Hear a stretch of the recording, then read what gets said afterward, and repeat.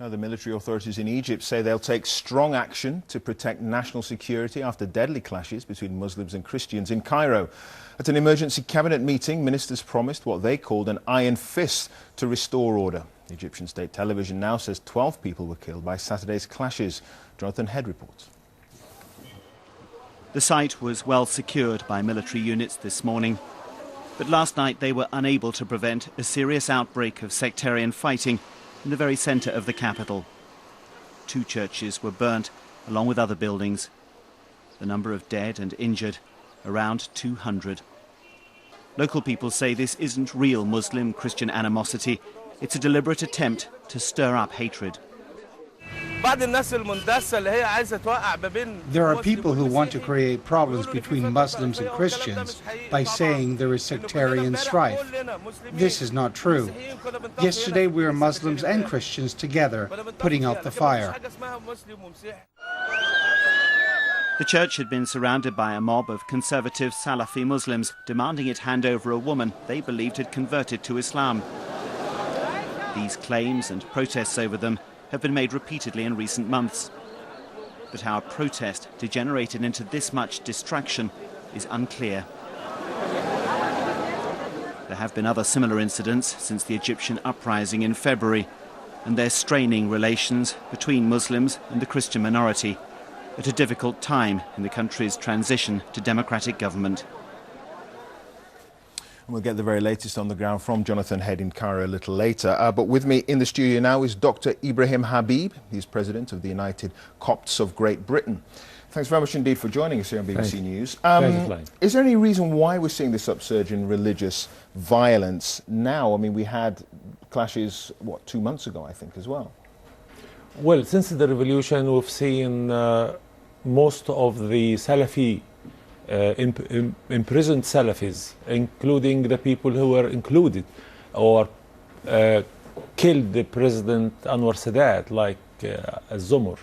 They were released from prison. We know that Abu al-Zumur stayed his period of imprisonment, and so many other people were released, and there is an atmosphere of freedom, sometimes chaotic freedom.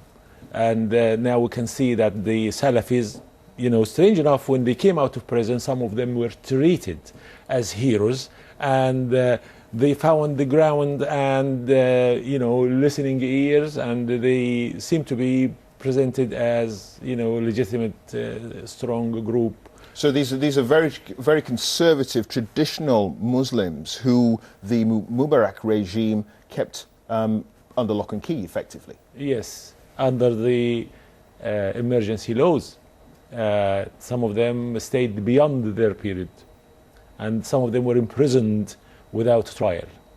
And of course, we understand that there is a lot of Salafi ideology in Egypt. A lot of radicalization took place during Sadat and during Mubarak time.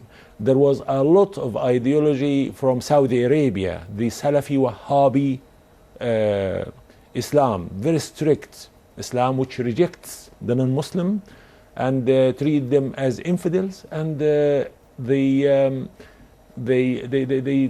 basically persecute and mistreat and try to coerce the non-Muslims either to convert or whatever. So you're saying the violence is all one way? Oh yes, definitely yes. But Christians do have their own concerns, don't they? I mean, they're only 10% of the population, they're a minority. As you say, there has been discrimination against them in the past. Now that the Mubarak regime has gone, I mean, isn't there a suggestion that Christians are trying to reassert themselves? Definitely, this is not the situation. Over the last 30 years, there have been hundreds of murdered Christians for no other reason than they being Christians, and not a single persecution, except maybe 1 or 2 cases of persecution took place.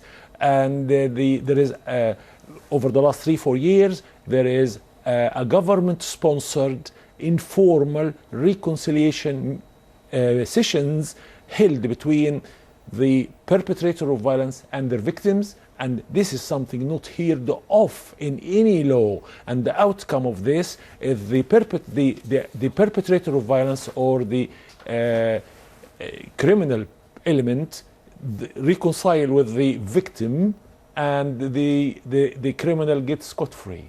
No persecution, no punishment, which give an atmosphere of impunity to the fundamentalist Muslim to have, free hand in persecuting Christians. Right. And this is a wrong message given for the last so many years. Okay, we'll leave it there. Dr. Ibrahim Habib, it's good to have you in. Thanks for joining us. Thank you very much.